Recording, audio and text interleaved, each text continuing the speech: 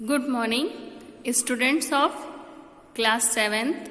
आज हम पढ़ेंगे हिंदी बाल महाभारत का चैप्टर 22 और 23, जिसका नाम है अज्ञातवास और प्रतिज्ञा पूर्ति। ठीक है, इसमें कुछ पात्र हैं जिनके बारे में पहले हम देख लें। राजा विराट, जिनकी नगरी में पांडव रुके थे अज्ञातवास के समय। उनकी पत्नी का नाम रानी सुदेक्षणा था। रानी सुदेक्षणा के भाई का नाम कीचक। राजा विराट और रानी सुदेक्षणा के एक पुत्र और एक पुत्री थे, जिनमें से पुत्र का नाम राजकुमार उत्तर और पुत्री का नाम राजकुमारी उत्तरा। ठीक है, और इसमें एक पात्र है त्रिगर्त राज सुशर्मा। उसके अलावा युधिष्ठिर, भीमसेन, अर्जुन, नकुल, सहदेव और द्रौपदी हैं। ठीक है, जिनमें अज्ञात वास में इनको शर्त आपको अभी मैं बताती हूँ कहानी कि इसमें इनको वेश बदल कर रहना था ताकि इनको कोई पहचान न ले। तो इसमें युधिष्ठिर जो थे वो कंक नाम से, भीमसेन वल्लभ नाम से, अर्जुन बृहनला नाम से, नकुल ग्रंथिक नाम से, सहदेव तंतिपाल नाम से, द्रौपदी जिनके कई सारे पांचाली नाम भी है, ठीक है, और द्रुपद कन्या के नाम से भी जाना जाता है। और यहाँ पर अज्ञातवास में इनका नाम सैरंध्री रहा है। ठीक है, और कुछ पात्र हैं, देखते हैं। कुछ और पात्रों में द्रोणाचार्य, जो कौन थे, कौरव और पांडवों के गुरु। भीष्म पितामह, कर्ण दुर्योधन का मित्र, परम मित्र दुर्योधन। अश्वत्थामा, अश्वत्थामा कौन था, गुरु द्रोणाचार्य का पुत्र। कौरव सेना थी और गुरु कृपाचार्य भी थे। ठीक है, द्रोणाचार्य और कृपाचार्य दोनों लोग पांडव और कौरवों के गुरु थे। ठीक है, इसमें कुछ पॉइंट्स हैं जिनको हमें पढ़ना है। पांडवों का भेष बदलना, कार्य विभाजन, सुशर्मा से युद्ध, कीचक की मृत्यु, कौरवों द्वारा विराट नगरी पर आक्रमण, राजकुमार उत्तर की जीत, पांडवों की प्रतिज्ञा की पूर्ति, अभिमन्यु तथा उत्तरा का विवाह। ठीक है, इससे पहले हम चैप्टर स्टार्ट करें, आप बुक खोलिए, चैप्टर खोलिए और हाथ में आपके पेंसिल होना चाहिए कि जहाँ पर भी कोई इम्पोर्टेंट लाइन लगे कि कोई क्वेश्चन बन रहा है, वहाँ पर आप तुरंत उसको अंडरलाइन कर लेंगे। ठीक है, देखते हैं, शुरू करते हैं हम। अभी तक हमने पढ़ा कि शतरंज में हारने पर पांडवों को 12 वर्ष का वनवास तथा 1 वर्ष का अज्ञातवास मिलता है। वनवास के दौरान पांडवों का सामना यक्षराज से होता है। हमने पिछली क्लास में पढ़ा था। युधिष्ठिर द्वारा यक्षराज के प्रश्नों का सही जवाब मिलने पर यक्षराज संतुष्ट होकर युधिष्ठिर को अज्ञातवास की सफलता का आशीर्वाद देते हैं। ठीक है, याद है ना आपको, उन्होंने कई सारे प्रश्न पूछे थे। ठीक है, इसी क्रम में वनवास की समाप्ति के बाद पांडव द्रौपदी समेत राजा विराट की नगरी में अपना 1 वर्ष का अज्ञातवास पूरा करने जाते हैं। ठीक है, अब आगे कहानी देखते हैं।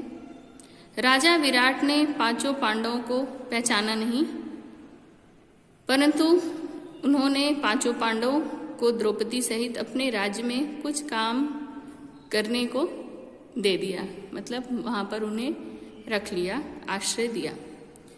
युधिष्ठिर जो थे वो क्या करते हैं, ये पांडव यहाँ पर वेश बदलते हैं।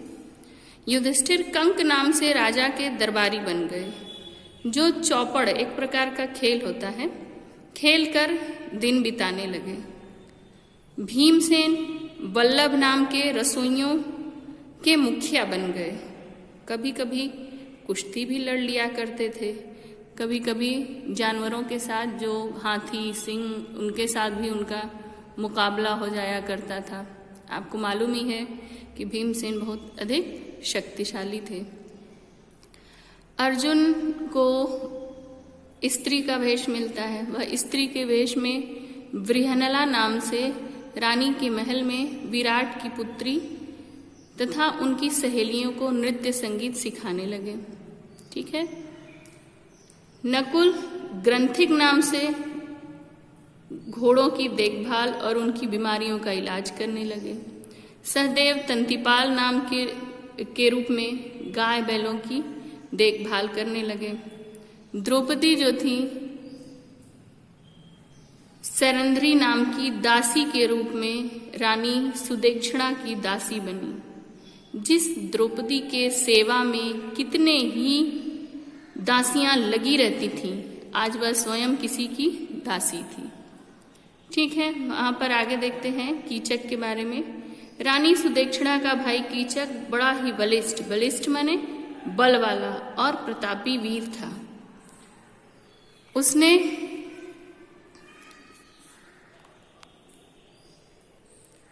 उसने पूरे राज्य को अपने वश में रखा था। मतलब सारी शासन और सत्ता कीचक की थी। विराट केवल क्या थे, देखने के लिए राजा थे। यहाँ तक कि राजा विराट भी कीचक से डरते थे। ठीक है, जब उसे ही मत्स्य देश का राजा मानते थे, विराट को केवल और केवल नाम मात्र के राजा थे। परंतु कुछ समय बाद अचानक कीचक की मृत्यु की खबर आती है कि कीचक का किसी ने वध कर दिया। ठीक है,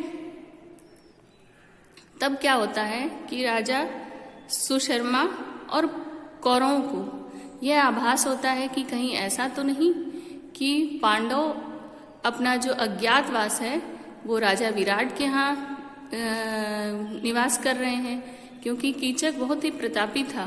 उसको किसने मारा ये नहीं शोर मचा, लेकिन उसके मरने से ही आशंका हुई कि ये जरूर ही अर्जुन का काम है।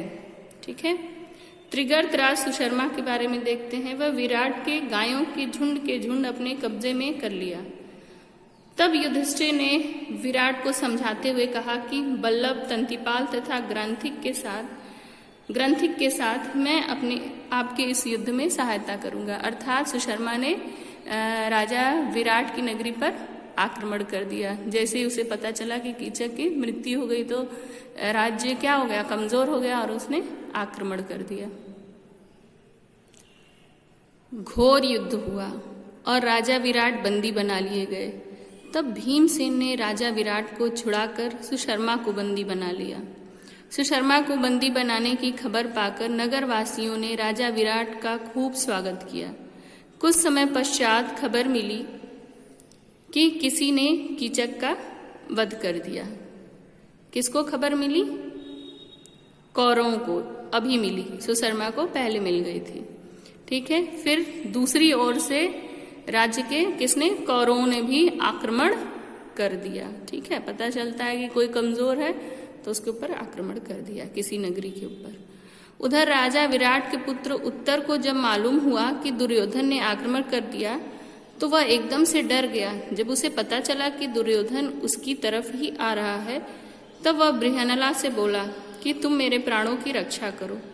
तब अर्जुन उत्तर के साथ रथ पर सारथी बना और रथ कौरव सेना के सामने ले जाकर खड़ा कर दिया और अपनी गांडीव किसका नाम था?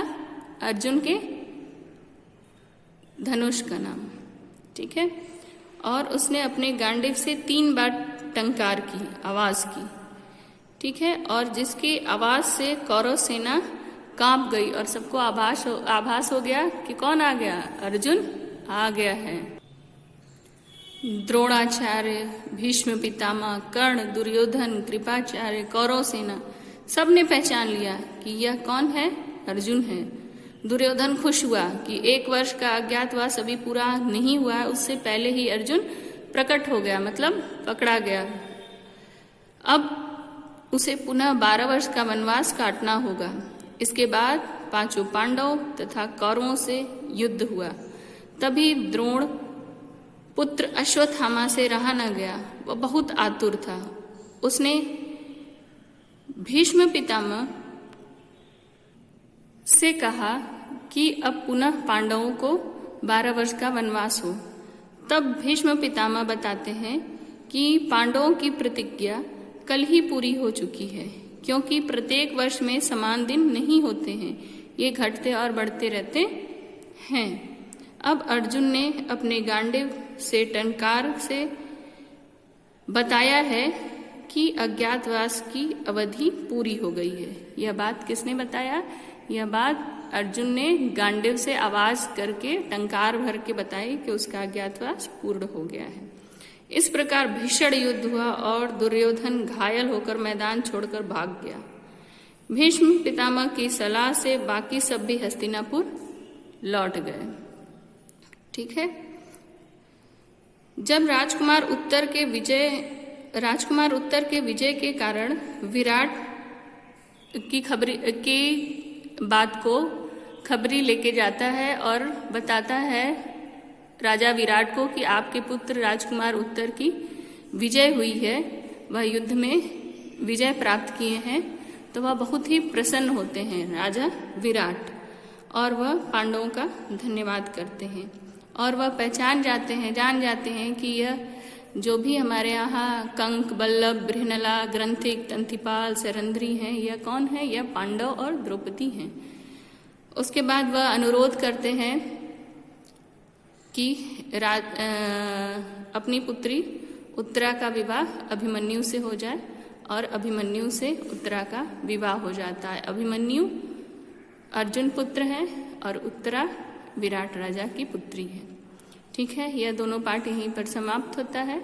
आप लोग पेंसिल लेकर बैठिएगा, जब भी इस वीडियो को सुनिए अंडरलाइन करते रहिएगा, छोटे छोटे क्वेश्चन बनाइए और पूरी बुक को पढ़ डालिए, क्योंकि पूरी स्टोरी है, एक स्टोरी दूसरे से कनेक्टेड है। पढ़ेंगे अच्छा लगेगा। ठीक है, आज की कक्षा यहीं पर समाप्त होती है। धन्यवाद।